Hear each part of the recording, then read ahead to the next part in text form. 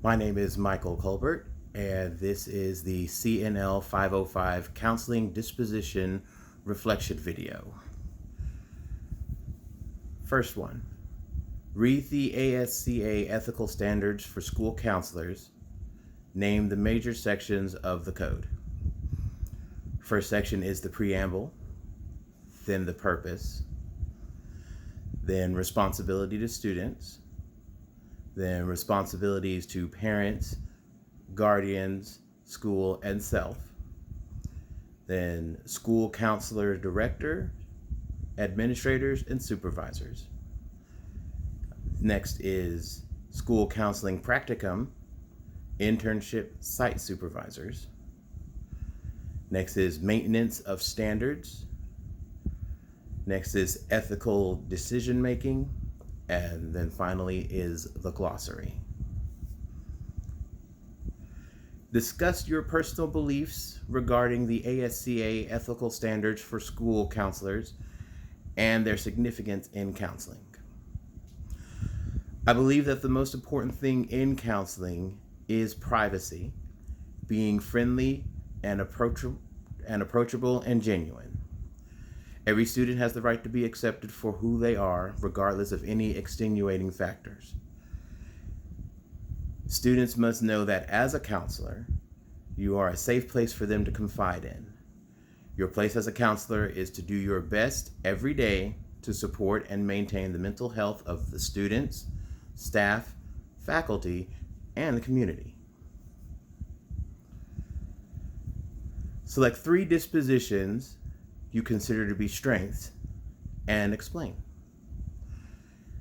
First is amiability. I consider myself to be extremely friendly and approachable. As a teacher for the past 10 years at a disciplinary alternative education program, also known as a DAEP, it's one of my primary objectives to establish positive relationships with my students on a regular basis. Part of that includes being able to interact with them daily in the best possible way. I strive to be approachable and still maintain the order necessary in order for me to run my school. Next is empathy. Students go through a variety of situations every day, many of which one would not want an adult to have to deal with, let alone a child. As an educator, it is important to show empathy to students who need it. If students see that you understand and empathize with their situation, they will be more likely to open up to you and find a way for them to get help or be helped.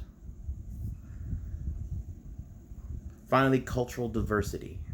As a teacher, I encounter several different nationalities on a daily basis. I always strive to be accepting of every culture and person I come across.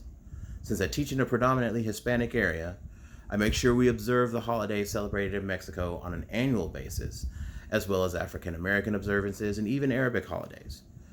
I do my best to make sure everyone is included and everyone feels valued and accepted. Next, identify 2 areas of growth and explain. First area is going to be patience. One of the main areas of growth for me as I go through my counseling career is patience. As a school counselor, patience is a critical and essential asset. Students, especially younger students, will sometimes have difficulty putting their feelings into words. Also, there may be times where one must slow down to the student's level and really give them a chance to explain whatever it is they are trying to tell you. As a teacher, I'm already working on improving my patience threshold, although my students do love to search for its borders regularly. Next, we have flexibility. Another area of growth for me will be flexibility. As a teacher, I am regularly reminded that not every day will be a calm and peaceful day. Some days will be difficult, some days will be very difficult, and some days may even be traumatic. As a school counselor, I will need to adjust my approach to meet my students where they are.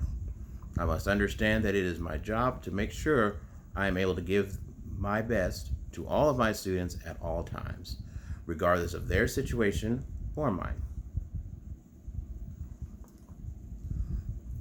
Describe how you plan to develop the professional identity, CMHC, disposition, or the professional conduct, disposition, as they relate to ethical and legal implications. I plan to expand my professional identity through education and training. That would be by going to professional workshops or continuing education courses. Through adherence to ethical standards, through frequent review of the ASCA ethical standards for school counselors, by modeling ethical behavior, which would be by being open and transparent about my qualifications and experience, and by understanding legal implications, such as attending legal workshops or consulting a legal professional. Also, and finally, through continuous self-reflection, and I'll do that by keeping a journal of what goes right and what goes wrong and learning from my experiences. Describe the ASCA member benefits, activities, services to members, and current issues. ASCA members receive access to award-winning periodicals and digital peer-reviewed journals, which is a $90 to $129 value.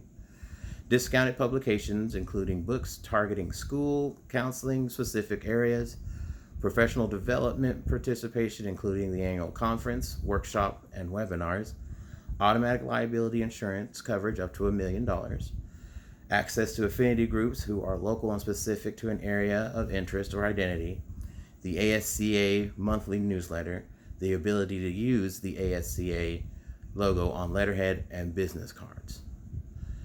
Current issues the ASCA are talking about are school counselor shortages and critical race theory. Memberships range from 69 to 129 annually. Involvement in state and national professional organizations support the growth of professional identity by networking and community building, through continuing education and knowledge enhancement, through leadership development, through advocacy and policy influence, and through professional standards and ethics. Finally, one concern regarding the use of technology and its implications for ethical counseling. Concerning the use of technology, one major ethical concern would be confidentiality. All possible precautions must be taken to keep a student's information private. Technology can be used to compromise that confidentiality, such as through data breaches, insecure networks, or accidental sharing. In order to reduce those issues, your server should always be secure and encrypted. And another way is to complete appropriate training on ways to use technology and protect client confidentiality.